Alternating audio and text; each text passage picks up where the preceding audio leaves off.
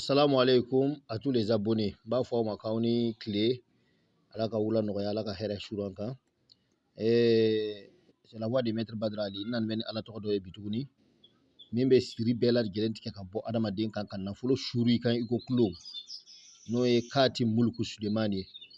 Kati mulku Sulemana lo mais ni yoro na ati tagama ina fo barhutu betama na e fatia beta non non non.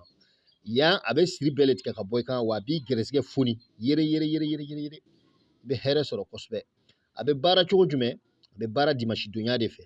yani mi do ala to gora mana nyina o fe ay abonné akana nyina ka abonné ay abonné chaîne kan naw abonné naka ban aw kana nyina abe notification digi ka like pour que ni video blara aw ba soro ay video nu partager walsa ambalma minute ni ko in kalama o kase wa bo kalama walsa ka se ku yere nafa nanga ala to go o baraji bi seneni aw bela jelendema inshallah o matemenen ko fe abe bara chogo jume dimashi do ya fe abana kawatim ni sebe chien wolon fula dama yira abe soro sa abe suratul ghariyat al ghariyat mal ghariyat wa ma adira kha mal ghariyat aba sebe chien keme na ya sebe keme nanni nan na se fa wa fi ishati radiyat abo yelma ko ke wakilin keme tan kile abe soro ka suran to sebe ka tasa dana yirite kala fo ite kala abe nashi klan fula nashi klan kile abana kana pigeon gema yini pigeon gema ka tubina e ko dom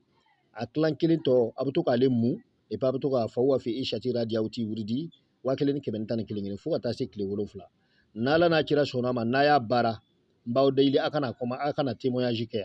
anyena ma ya ina témoignage ke meneta fa e ko ati chade inshallah nya daw ma alamin ko so ala ka baraka do assalamu alaikum